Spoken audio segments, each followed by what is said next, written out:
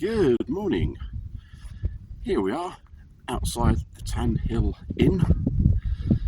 Very reasonable night here. Food's very good. Made use of the facilities, and we are going to Kirkby Stephen, I think. The famous viaduct later on Mibblesdale, I think, and then generally explore and see what the day brings. It's one of those days where it's going to burn off the mist. It's going to be rather lovely, but at the moment it's just a bit grey. Ideal walking weather because this place is famous for walkers, of course. But, a bit grey at present.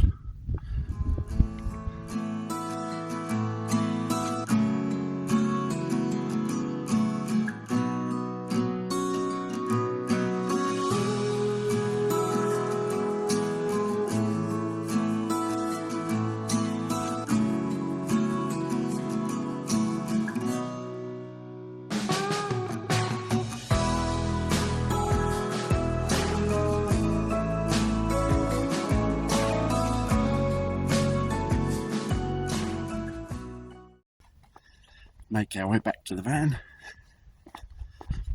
where a cup of coffee awaits.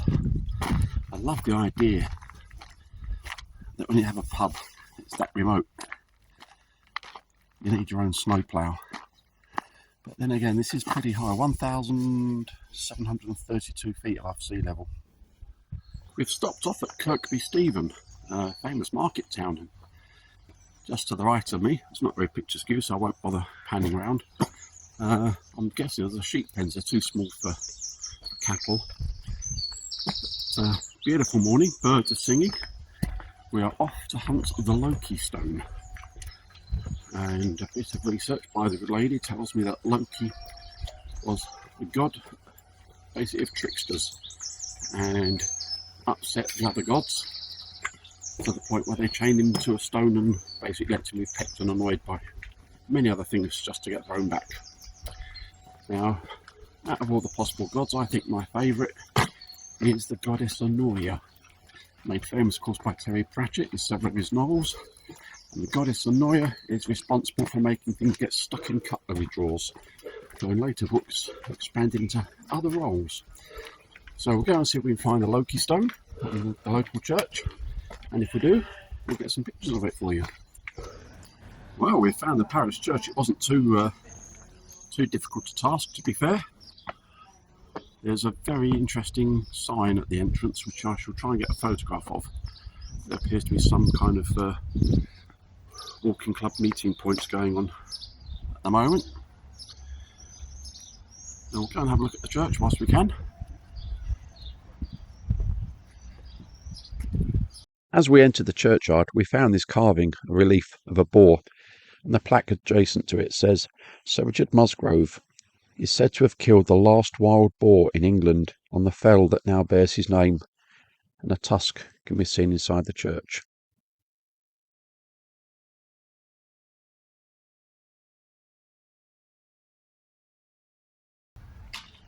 Well, this is going to be a bit of a contrast of light levels. We're trundling through here. Tripped over the mat. Would have been a good video, wouldn't it? And just let the camera get used to things.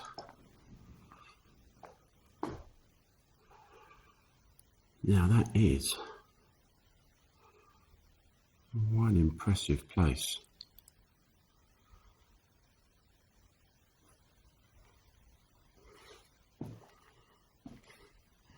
The good lady has found said Loki stone. This is a big building. I guess it must be a really important place. Going back.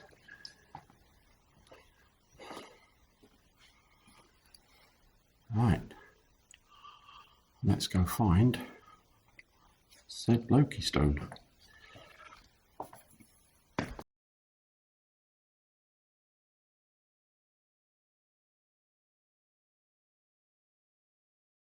At one end of the church is the Wharton Chapel, named after the Wharton family. It now contains the empty tombs with effigies of Thomas, First Lord, his wife Eleanor, and his second wife Anne. On the upside, he did found the grammar school in 1566 and also created a deer park, On the downside, he actually destroyed the entire of Walton village purely so he could get a better view. We are going down to the River Eden. Now we've seen somewhere something that says the Eden is one of, or the only river that flows north in England, and a bit of research says there are actually several that do. So either way, we're going down to the River Eden to a place called Frank's Bridge. Why not? Never been here before. Possibly never come back again.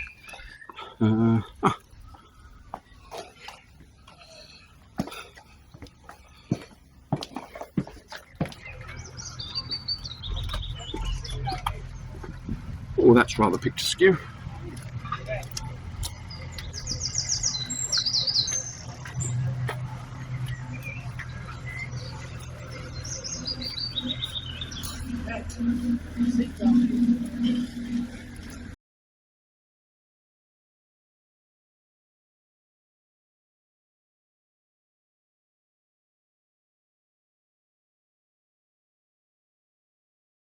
Right, Jack. Well, in one of those serendipitous meant-to-be type moments, we're driving on the way to the Wiggle Head viaduct from the Kirkby Stephen road, B6259, and we came across Pendragon Castle, which was on our to-do list and was kind of, yeah, if we get to it-ish. We've got to it. There we go. It says here, it's a 12th century Norman keep with a 14th century guard-robe turret, privately owned. For information, contact Tourist Information Centre. Aha, I may have taken the extremely long way around to get to the inside. Indeed I have. Okay.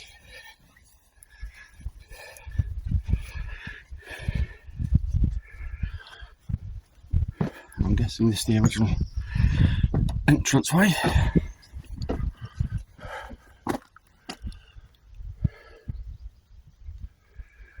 Yeah.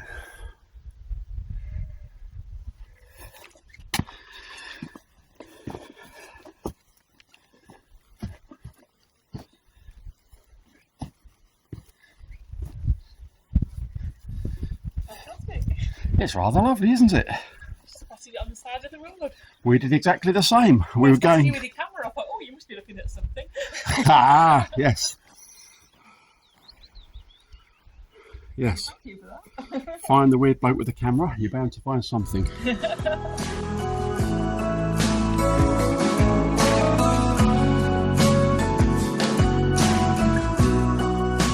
Then, well, here we are. It's got to be done. Just seen a good train go over it earlier on, nothing too spectacular. Let's have a walk up to it and get a couple of still shots. If anything does come over it, that's a bonus.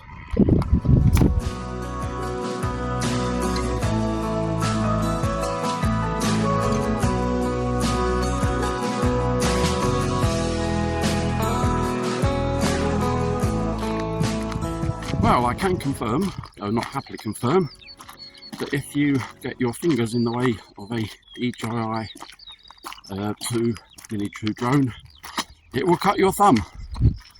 I'm sure you can work out how I know, and I'm just as sure you don't want to see it. Hey, it's only a mere flesh wound. Come back here and fight. Ridiculously hot here. We are going off to explore our next stop.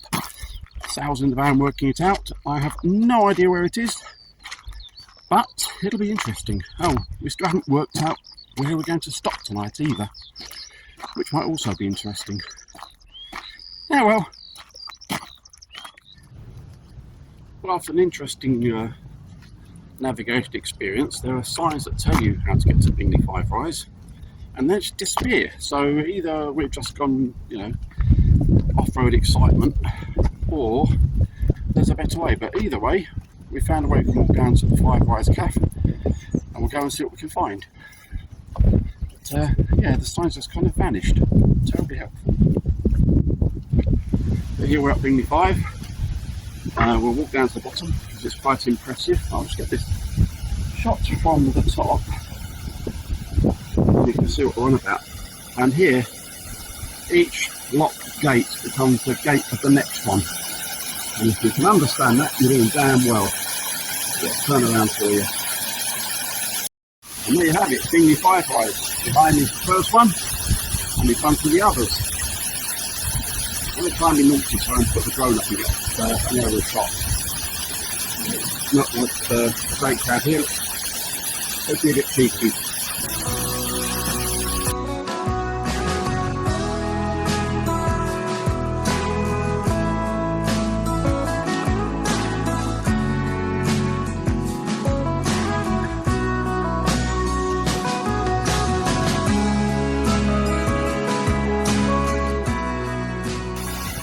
So there we are, there's fire washers explained. Now we go up these steps. And if I've got it right, which is highly dubious, that's the last one. And we just need to swing away over here. And cross this. Oh, I don't want to do this. Thank you. And we have survived the Bingley 5 experience. So, very lovely place. Alrighty. Now we need to work out what the heck it is we're doing next. We've just discovered there's a clean air zone, and there's no way am I paying to go into a clean air zone. Well, good morning. Here we are at Haworth, or Haworth. We had a wonderful night, very peaceful. If you follow the signs for the coach park and go up several layers, 1, 2, 3 layers up it goes, you'll find there's loads of space. £1 from 6 o'clock until midnight, and it's free from midnight till 08. So here we are at 07 something or another. But as you can see, it's fantastically crowded. We'll give you the spin. And this was us last night. And hopefully you can just hear birds song in the background. Fabulous idea. Why don't more councils do this? It's not that we don't want to pay for sites. We don't mind paying for what we use. But the whole idea of us having the van was so that we don't have to pay for sites. We don't have to, quite frankly, be with other people. We just want to explore and get up when we want to get up and do what we want to do. So hats off to the good council here. We certainly don't mind paying an overnight. We're going to explore a local preserved railway today, and hopefully find a place called Donkey Bridge, which literally is just a bridge. A couple more towns to look at, and we found a park for night this evening, and we'll see what happens with the day. Decidedly grey and flat today, but to be fair, that's not such a bad thing. I'm looking a bit like a walnut here. The weather's been awesome. Right, onwards. Let's see what the day brings. In keeping with our pattern of arriving at weird times, we have chosen to visit Oxon Hope Station. So there you are. Looking over the shoulder. Yes, Oxon Hope Station. The very weekend they have a massive diesel gala. And although it's only 7:30, people are rocking up here awaiting the first train. So we'll see what happens. I'd like to get on the platform before people arrive. We need to buy a platform ticket for that. I don't really want to be seen to be gate crashing as such. So pending the arrival of station staff, we'll probably go and explore Donkey Bridge and see if I get people free shots later on.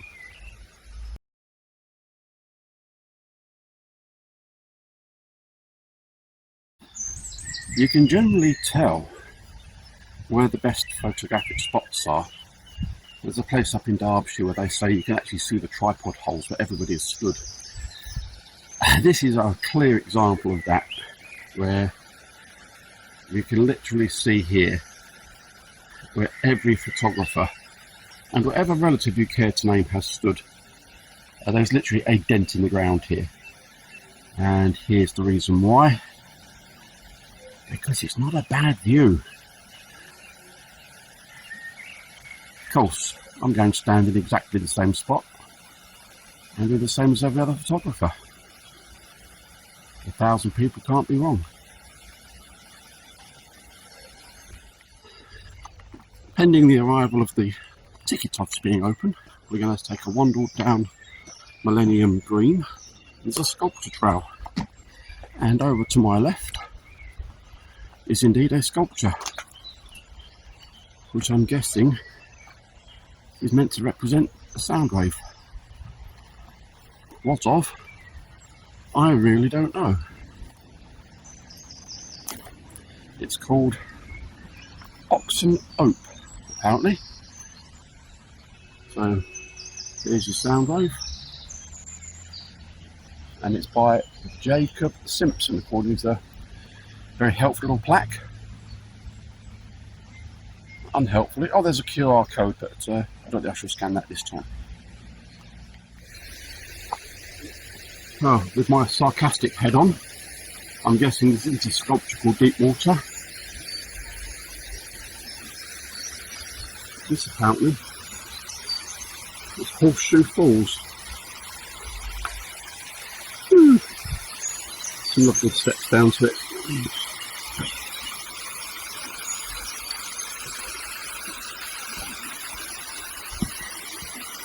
Woo! That's a bit slippery. That was nearly very exciting.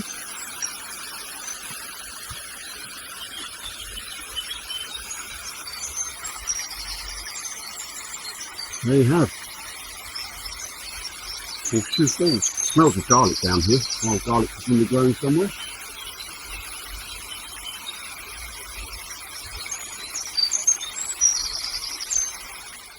In the middle of the village green, we have found Village Visions by Thomas Clayton, number 5 on the trail. So we've done number 6, we've done number 5, that's about right for us. We shall continue the trail and see what we can find. No, yeah, lucky it'll be number 4. If not, we're lost. Proceeding, we have found number 4. This is called Oxen Hope. Have we any idea who it's by?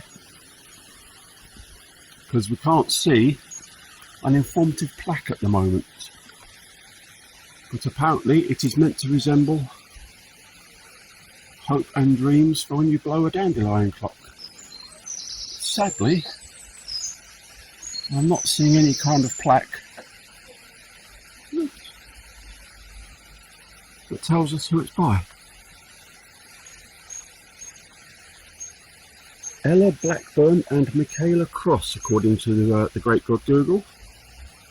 I rather like that. I think that's quite nice. There's number 4 then. So we are now hunting for number 3. Okay, let's hunt for number 3 then. Believe it or not, I've just seen a bus come around this corner. I mean, good on you, mate. So we're looking for a church. Oh no, that's just a house. We'll let you know when we find it. Up an unnecessarily steep hill, we found a path. But over to my right, and I've not seen this in absolutely ages, we've got real proper farmyard geese. Not seen those in absolutely years. Normally see Canadas and grey legs and the like, but proper honky geese. Right, I'm led to believe we're going up that path. Yeah. So, it turns out our orientation skills aren't quite what we thought. The map we did work out tried to send us the wrong way. The road just curved entirely the wrong way. And it said the field at the back of the church. So we've duly followed footpath signs and gone to the footpath, and they've just found the field at the back of the church. And there's the marker we need. So we're going to go all the way back up the hill. And then back the way we've just come. Joy and happiness. Go for a walk, they said. It'll be lovely, they said. Great way to explore the village. To be fair, it's a nice little village. Here we are, delightful little scene. No idea why it's here, but it's rather lovely to look at. So we'll look at it. Apparently it changes through the seasons, people dress it up in different things. But how cute's that? I like little happy chappy up in the corner there. Right, okay, down this path then. So we now go down the path and round the back of the church, the field we should have been in about 15 minutes ago. Well, we must say that this is not the easiest one to find so far. This has given us the most trouble, and we are at one called Nurture. And there is an informative plaque here that tells us that Nurture is by Sarah Clark. So if we go around the other side of said Nurture, oh, that's rather quite sweet. Oh yeah, I'll get that. Yeah, I can get that. That's rather quite sweet. Following the informative map, we're on the hunt for, I think, number 2 now. I just looked up and there's this lovely engraving at the top here, just says ladies. And I thought, well, where's the gents then? I turned around, and over here, look at that. Alas, no more. Right, down the path, we hunt for number 2. Well, we're about giving up hope of finding number 2. Find your own unique way, and then we found our own unique way by Charlie Kershaw, and somewhat wonderfully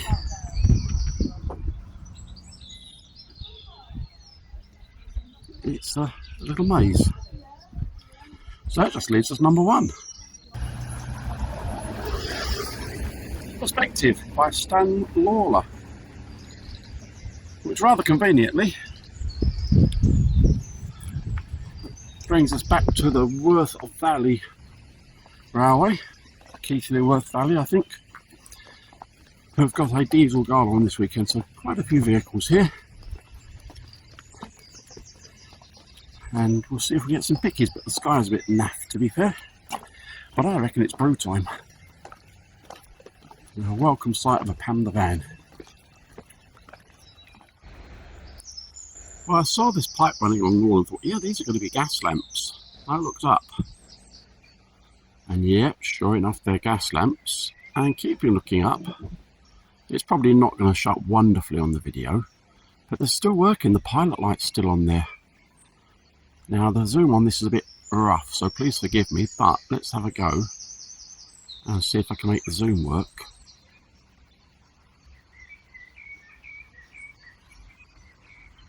Yeah, there's still a pilot light up there.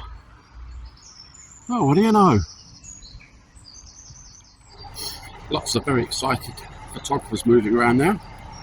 So I'm guessing the first train of the day has arrived. I'm not an expert on these things, but I'm pretty certain it is a train. And it is, according to the plaque on the side, the Lady Diana Spencer.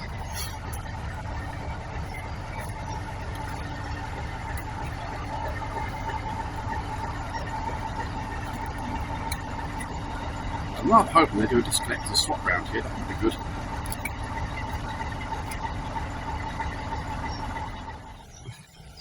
We're kind of making it up as we go along here, in as much as I did look at a map, and it indicated that if we kept the railway on our left and the stream between us and the railway, we would come to this bridge.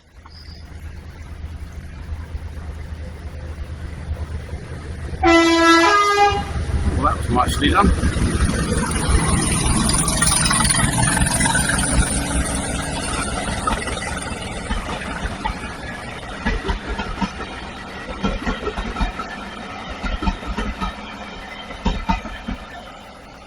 Anyhow, onto the bridge. Well, when you come to a bridge, there's only one thing you've got to do.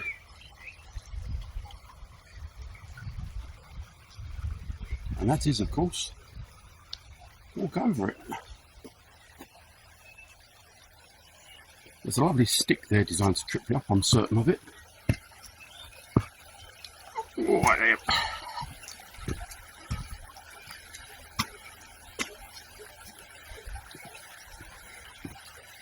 And I guess this is just part of a local footpath. It goes under here somewhere, but we're not going to explore too far this way. The whole idea was just to come and find that bridge.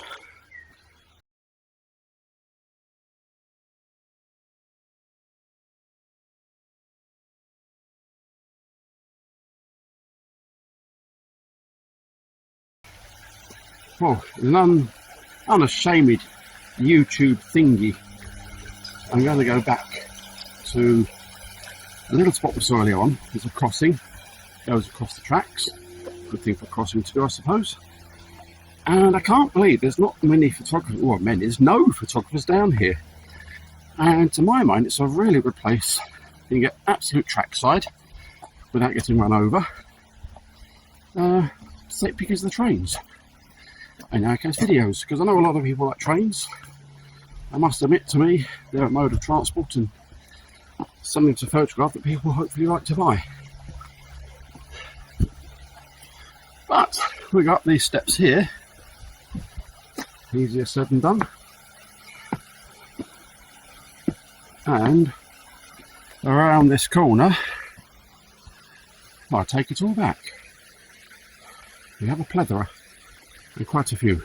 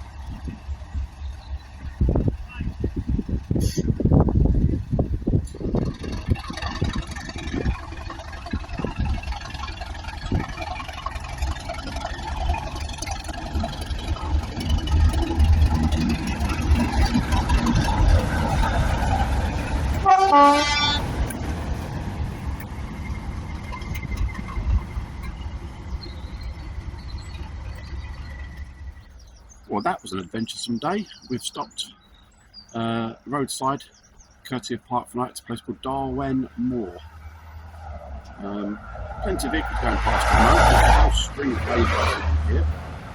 There's another one. But it's really quite a nice looking place. And we've got a little forest trail as well, with people just stopping and stretching their legs a bit, I guess. I hope that's all they're doing. Well, a wee update then. We've read a couple of reviews and seen some potentially dubious activities taking place here. Far be it for me to say people are dealing drugs, but I've never seen so many condom empties in one place in my life. So we've decided that to go behind us is rather a lovely looking woodland. Maybe it's not a place for us to spend the night. And for that reason, we are going to head off home. It's about 1800 now, time of evening. We're about 3.5, 4 hours from home. And we were just going to use tomorrow to travel with anyhow. So, from this adventure of Pam the Van, that's it. But join us again next time. I have no idea when, I have no idea where. Usual stuff, like, subscribe and all that stuff. And we'll see you on the next adventure.